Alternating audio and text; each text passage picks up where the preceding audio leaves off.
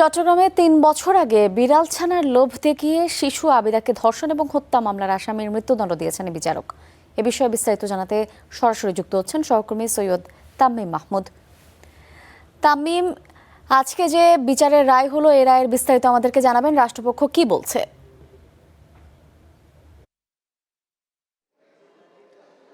দীর্ঘ প্রায় ৩.৫ বছরের যে বিচারিক প্রক্রিয়া, সেই বিচারিক প্রক্রিয়া শেষে ৩৪ জন সাক্ষী, সেই সাক্ষীর সাক্ষ্য গ্রহণ শেষে আজ আদালতে তাদের রায় দিল আয়ানি হত্যার। কিন্তু শিশু ১০ বছরের শিশু, যে ছোট্ট শিশু, সেই আয়ানিকে হত্যার পরে যে বালিচা পাদি রাখে সেখানে থেকে উদ্ধার করার পরে যে ধরনের প্রক্রিয়ার মাধ্যমে তাকে গুম করা হয় এবং পরবর্তীতে পুলিশের পিবিআইয়ের মাধ্যমে এই ঘটনা তদন্ত উদ্ঘাটন হয় এবং সেই ঘটনার সর্বশেষ যেই প্রক্রিয়া, সেই প্রক্রিয়া শেষ করে আজকে কিন্তু আদালত তার এই রায় ঘোষণা করলো এবং তাকে মৃত্যুদণ্ড দিয়েছে। আলাদা 3টি রায় তার বিপক্ষে দিয়েছেন। একটিতে মৃত্যুদণ্ড দেওয়া হয়েছে, একটিতে যাবজ্জীবন সহ 5,000 টাকা তার জন্য তাকে জরিমানা করা হয়েছে।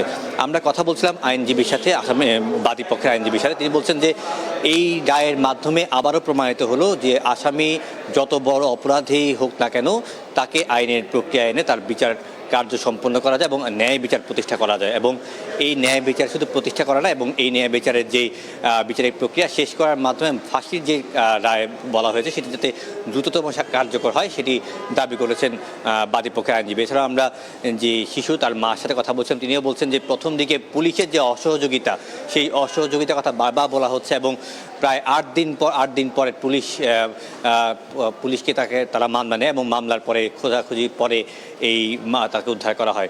যদি এখানে আরেকটি কথা বলে রাখি, আদালত কিন্তু তাদের অবজারভেশনে যেটি বলছেন যে পুলিশ যদি মামলাটি আগে নিত তাহলে হয়তো এই শিশুটিকে জীবিত উদ্ধার করা হয়তো বা সম্ভব হতো এবং এই যে বিচারিক প্রক্রিয়া যে দীর্ঘসূত্রিতা, সেটি হতো না।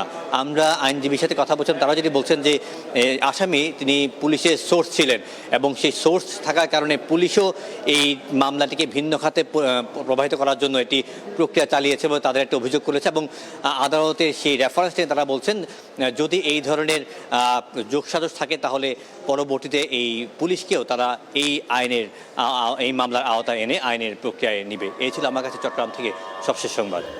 তামিম, আপনাকে ধন্যবাদ।